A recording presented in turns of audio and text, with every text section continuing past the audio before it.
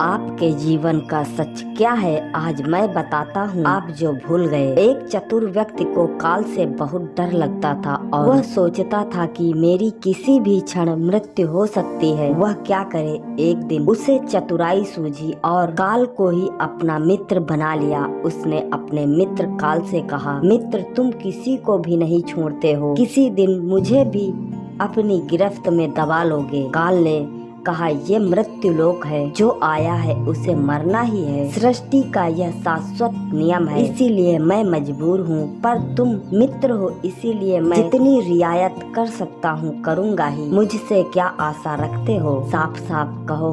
व्यक्ति ने कहा, मित्र मैं इतना ही चाहता हूँ कि आप मुझे अपने लोक ले जाने के लिए आने से कुछ दिन पहले एक पत्र अवश्य लिख देना, ताकि मैं अपने बाल बच्चों को कारोबार सभी बातें अच्छी तरह से समझा दूं और स्वयं भी भगवान भजन में लग जाऊं। काल ने प्रेम से कहा, यह कौन सी बड़ी बात है, मैं एक नहीं आपको 4 पत्र भेज दूंगा, चिंता मत करो। चारों पत्रों के बीच समय भी अच्छा खासा दूंगा, ताकि तुम सचेत होकर काम निपटा लो।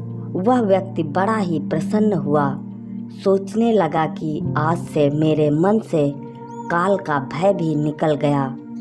मैं जाने से पूर्व अपने कार्य पूर्ण करके जाऊंगा तो देवता भी मेरा स्वागत करेंगे। दिन बीतते गए, आखिर मृत्यु की घड़ी आ पहुंची। काल अपने दूतों सहित उसके समीप आकर बोला, मित्र अब समय पूरा हुआ, मेरे साथ चलिए। मैं सत्यता और दृढ़ता पूर्वक अपने स्वामी की आज्ञा का पालन करते हुए एक क्षण भी तुम्हें और यहाँ नहीं छोड़ूंगा। उस व्यक्ति के माथे पर बल पड़ गए, भ्रकुटी तन गई और कहने लगा, धिक्कार है तुम्हारे जैसे मित्रों पर मेरे साथ विश्वासघात करते हुए। तुम्हें लज्जा नहीं आती? तुमने मुझे वचन दिया था कि आने से पहले पत्र लिखूंगा, परंतु तुम तो बिना किसी सूचना के अचानक दूतों सहित मेरे ऊपर चढ़ आए। मित्रता तो दूर रही, तुमने अपने वचनों को भी नहीं निभाया। काल हंसा और बोला, मित्र इतना झूठ तो ना बोलो। मैंने आपको एक नहीं 4 पत्र भेजे, आपने एक भी उत्तर नहीं दिया। उस व्यक्ति ने चौंक कर पूछा, कौन से पत्र, कोई प्रमाण है?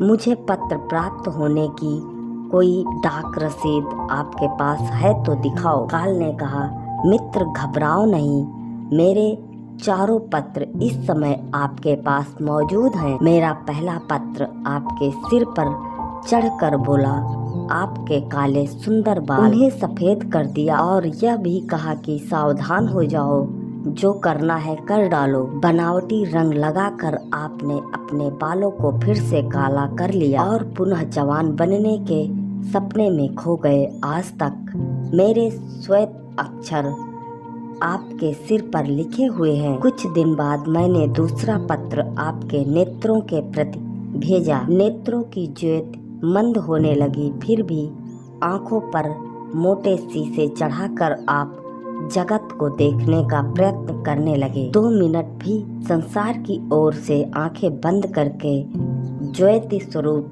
प्रभु का ध्यान मन में नहीं किया। इतने पर भी सावधान नहीं हुए तो मुझे आपकी दीन दशा पर बहुत तरस आया और मित्रता के नाते मैंने तीसरा पत्र भी भेजा। इस पत्र ने आपके दांतों को छुआ, हिलाया और तोड़ दिया। आपने इस पत्र का भी जवाब ना दिया, बल्कि नकली दांत लगवाए और जबरदस्ती संसार के भौतिक पदार्थों का स्वाद लेने लगे। मुझे बहुत दुख हुआ कि मैं सदा इसके भले की सोचता हूँ और यह हर बार एक नया बनावटी रास्ता अपनाने को तैयार रहता है। अपने अंतिम पत्र के रूप में मैंने रोग, कलेश तथा पीड़ाओं को भेजा, परंतु आपने अहंकारवश सब कुछ अनसुना कर दिया। वह व्यक्ति काल के भेजे हुए इन पत्रों को सुनकर फूट फूट कर रोने लगा और अपने विपरीत कर्मों पर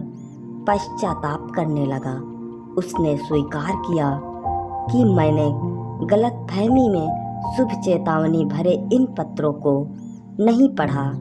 मैं सदा यही सोचता रहा कि कल से भगवान का भजन करूँगा, अपनी कमाई अच्छे शुभ कार्यों में लगाऊंगा, पर वह कल ही नहीं आया। काल ने कहा, आज तक तुमने जो कुछ भी किया, राग रंग स्वार्थ और भोगों के लिए जानबूझकर ईश्वरीय नियमों को तोड़कर तुमने कर्म किए।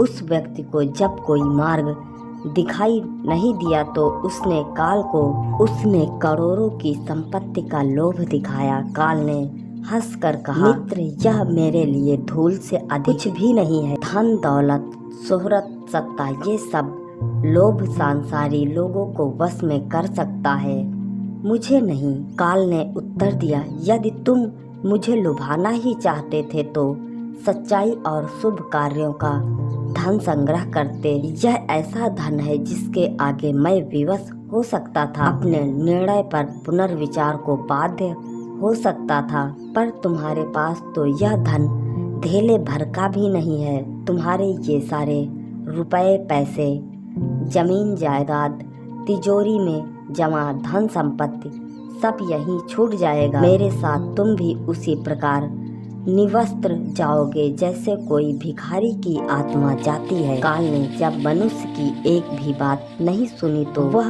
हाय हाय करके रोने लगा। सभी संबंधियों को पुकारा, परंतु काल ने उसके प्राण पकड़ लिए और चल पड़ा अपने गंतव्य की ओर। एक ही सत्य है जो अटल है, वह है कि हम एक दिन मरेंगे जरूर। हम जीवन में कितनी दौलत जमा करेंगे, कितनी शोहरत पाएंगे, कैसी संतान होगी, यह सब अनिश्चित होता है, समय के गर्भ में छुपा होता है, परंतु हम मरेंगे एक दिन। बस यही एक ही बात जन्म के साथ ही तय हो जाती। समय के साथ उम्र की निशानियों को देखकर तो कम से कम हमें प्रभु परमेश्वर की याद में रहने का अभ्यास करना चाहिए। इसमें तो हर एक को, चाहे छोटा हो या बड़ा, सबको प्रभु परमेश्वर की याद में रहकर ही कर्म करने चाहिए। दोस्तों, कहानी पसंद आई हो तो लाइक शेयर और सब्सक्राइब करना ना भूलें। धन्यवाद।